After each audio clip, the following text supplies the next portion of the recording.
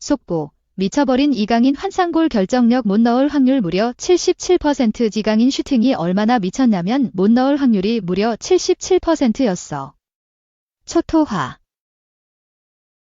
이강인 23. 파리 생제르맹에 왼발을 두고 무자비하다는 긍정적인 평가가 내려졌다. 이강인은 24일 한국 시간 홈구장인 파르크 대 프랭스에 펼친 2024에서 25 시즌 프랑스 리그앙 2라운드에서 몽펠리에의 골망을 뒤흔들었다. 후반 37분 상대 페널티 박스 오른쪽 바깥에서 기회를 포착하자마자 왼발로 처리해 골문 구석에 꽂았다. 이강인의 골 장면을 본 프랑스 매체 막시푸드는 이강인이 무자비한 타격을 가했다. 니어 포스트로 절묘한 슈팅을 때려 몽펠리에에 어떠한 기회도 주지 않았다고 칭찬했다. 현지 언론의 평가처럼 이강인의 슈팅에 상대 수비수와 골키퍼는 어떠한 반응도 하지 못했다. 특히 골키퍼는 이강인의 슈팅 방향에 허를 찔린 듯 볼 궤적을 그냥 바라만 봤다. 이강인이 왼발로 먼 골대를 향해 가마찰 것으로 봤으나 니어 포스트로 빨랫줄처럼 날아가 꽂혔다. 흡사 킬리안 음바페, 레알 마드리드의 장점을 보는 듯 했다. 음바페는 각도가 없는 상황에서도 골키퍼의 예측을 뒤집는 니어 포스트 슈팅이 최대 강점이다.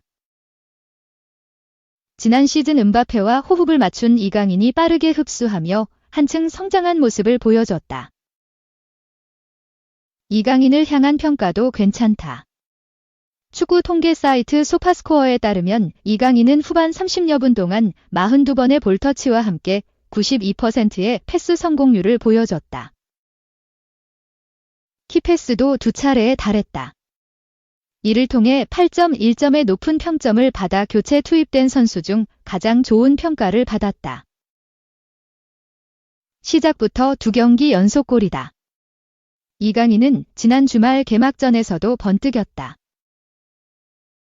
르아브르 AC를 만난 새로운 시즌 첫 경기에서 2분 4초 만에 골망을 뒤흔들었다.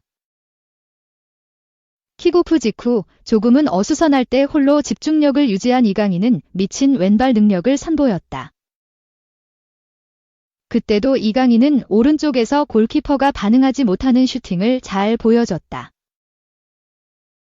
상대 진영 오른쪽 페널티 박스 안까지 침투한 뒤 정확한 마무리까지 보여주는 차분함을 보여줬다. 이강인의 개막 축포는 리그앙 기록으로 남았다. 지난 2009년 마르세유 소속 마마두 니앙이 그르노브를 상대로 1분 42초 만에 넣은 것 이후 가장 빠른 리그 한 개막 첫 골로 기록됐다. 이 골에 힘입어 파리 생제르맹은 르아브르를 4대1로 크게 제압했다. 개막전 활약으로 파리 생제르맹은 이번 경기 직전 이강인을 조명했다. 파리 생제르맹 데뷔골 기억이 있는 몽펠리에가 상대라 이강인은 내겐 특별한 경기다. 지난 시즌 몽펠리에를 상대로 2골이나 넣었다. 이번 경기에서도 잘해서 팀이 이기도록 하고 싶다고 말했다. 이어 득점과 도움을 떠나 팀을 최대한 돕고 싶다. 기록보다 중요한 게 있다. 바로 승리다. 공격 포인트가 아니어도 팀이 이기는데 도울 수 있다면 좋다. 나뿐 아니라 파리 생제르맹 모든 선수들이 똑같이 생각할 것이라고 팀 승리를 생각했다. 다만 이번 경기에서 이강인은 교체 명단에 이름을 올렸다. 그래서 브래들리 바르콜라, 마르코 아센시오, 덴벨레, 비티냐, 주앙 네베스, 워렌 자이레 에메리, 누노 멘데스, 윌리안 파초, 마르퀴뇨스, 아치라프 하키미, 잘루이지 돈나룸마의 선발 멤버가 뛰는 것을 보며 기회를 기다렸다. 파리 생제르맹은 시작 4분 만에 바르콜라의 오른발 슈팅으로 기선을 제압했다. 24분 아센시오가 추가 득점에 성공하며 전반을 2대0으로 앞섰다. 후반 들어 본격적인 골 잔치를 벌였다. 후반 8분 바르콜라가 덴벨레의 크로스를 가볍게 골로 만들었고 측면 수비수인 하키미까지 득점 대열에 가세하며 4대 0까지 쉽게 달아났다. 파리 생제르맹은 에메리의 골로 확실하게 승기를 잡은 뒤 이강인을 투입했다. 이강인은 교체 투입의 아쉬움을 득점으로 털었다. 후반 17분 우스만 덴벨레를 대신해 들어간 이강인은 20분 뒤 날카로운 왼발 중거리포를 선보이면서 팀의 6번째 마지막 득점을 책임졌다. 대단한 왼발 킥력을 재차 과시했다. 오른쪽 페널티 박스 바깥에서 볼을 잡은 이강인은 슈팅 각도가 열리자 지체 없이 왼발 슈팅을 시도했다. 왼발로 감아찰 것으로 보였던 장소였는데 니어 포스트로 낮게 깔리는 슈팅을 선택해 상대 골키퍼 허를 찔렀다. 실제로 골키퍼는 어떠한 반응도 하지 못하고 이강인에게 실점했다. 짧은 출전이었지만 강한 인상을 남겼다. 약 30여 분을 뛴 이강인은 패스와 슈팅으로 몽펠리의 수비진을 괴롭혔다. 2경기 연속골로 쾌조의 스타트를 끊으면서 합격점을 받은 지난 시즌 이상의 활약을 기대케 한다. 2. 리버풀, 맨시티, 첼시 찍고 맨유 스털링. PL 4번째 구단 밤나 BBC 맨유. 스털링과 협상 시작.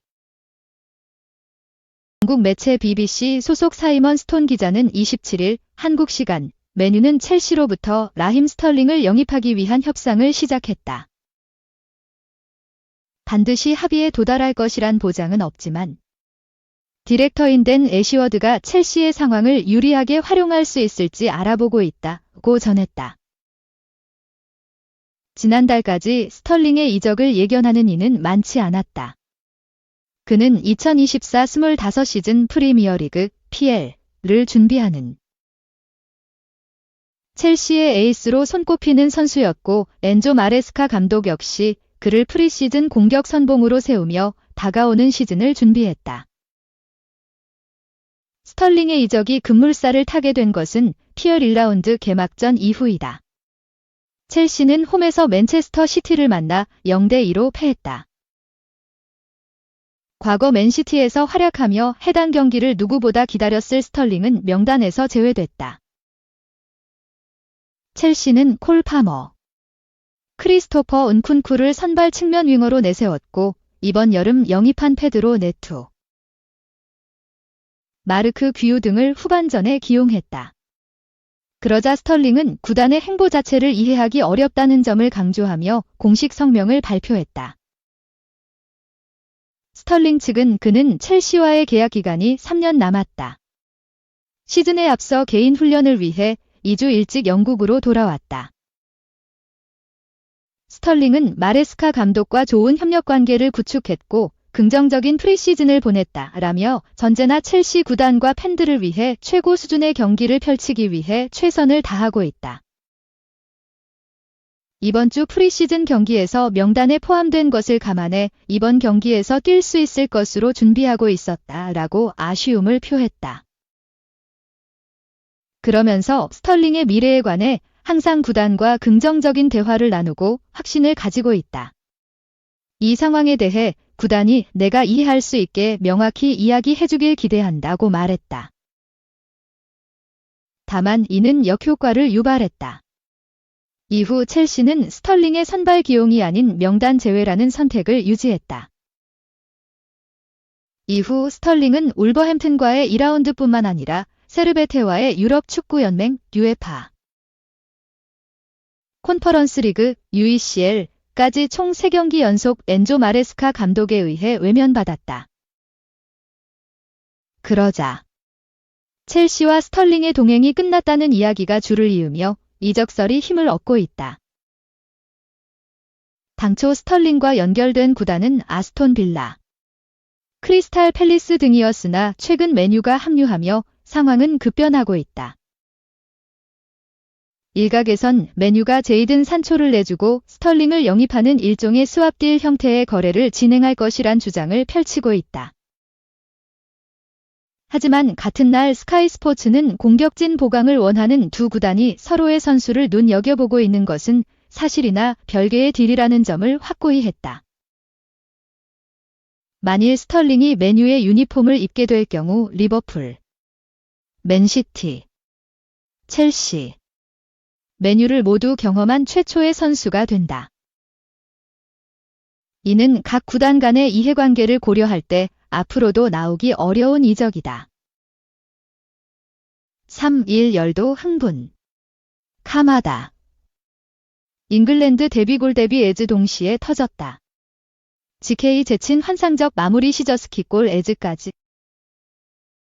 크리스탈 팰리스는 28일 한국 시간 영국 런던의 세러스트 파크 스타디움에서 열린 2024에서 2025 시즌 잉글랜드 카라바오컵, 리그컵 2라운드에서 카마다의 한 골 1도움 활약에 힘입어 노리치 시티를 4대1로 꺾었다. 이날 카마다는 3-4-2-1 포메이션의 오른쪽 측면 공격수로 선발 출전해 약 70분을 뛰며 한 골 1도움을 올렸다. 지난달 라치오에서 팰리스 유니폼을 입으며 잉글랜드 무대에 진출한 카마다는 앞서 잉글리시 프리미어리그 EPL 2라운드에 출전했지만 공격 포인트를 올리지 못했다. 이날 카라바오컵 경기에서 카마다는 잉글랜드 무대 데뷔골과 데뷔 도움을 동시에 올리는 기쁨을 맛봤다. 전반 2분 만에 카마다는 선제골을 쏘아 올렸다. 장필리프 마테타의 전진 패스를 받은 카마다는 골키퍼와 1대1 상황에서 골키퍼를 가볍게 제친 뒤 오른발로 밀어넣어 골망을 흔들었다. 잉글랜드 무대 데뷔골에 성공시킨 카마다는 한숨을 길게 내쉰 뒤 동료들과 가볍게 하이파이브하며 담담한 모습을 보였다. 카마다는 후반 초반 팀의 두 번째 골을 어시스트했다. 후반 12분 코너킥 상황에서 패스를 받은 카마다는 오른쪽 측면에서 크로스를 올렸고 마테타가 환상적인 시저스킥으로 골망을 갈랐다. 축구 통계 사이트 풋몹에 따르면 이날 카마다는 단 한 차례의 슈팅을 골로 연결하는 높은 슈팅 정확도를 보였다. 아직 동료들과 호흡이 완벽하지 않은 만큼 패스 성공률은 76%, 34분의 26로 높지 않았다. 다만 동료에게 기회를 열어주는 키패스는 4회나 기록했다. 풋몹은 카마다에게 모든 선수 통틀어 두 번째로 높은 평점인 8.8을 부여했다. 최고 평점은 2골 1도움을 올린 마테타 9.1다. 팰리스 지역 매체 쥐아 팰리스는 카마다는 골키퍼를 제치는 환상적인 마무리로 시즌 첫 골을 넣었다. 또 마테타의 환상적인 골을 어시스트했다. 고 평점 8을 부여했다. 카마다는 강력한 공격력과 멀티 능력을 보유한 미드필더다. 이선과 처진 스트라이커까지 모두 뛸 수 있고 패스와 킥은 물론 플레이메이킹 능력도 수준급이다. 이날 카마다의 활약이 잉글랜드 무대 활약의 신호탄이 될 수 있을지 관심이 쏠린다. 최근 그는 영국 BBC가 뽑은 주목해야 할 EPL 신입생 10인에 선정되기도 했다. 매체는 카마다에 대해 돌리버 글라스너 감독은 이번 여름 이적 시장에서 자신에게 익숙한 일본인 선수 카마다를 영입했다며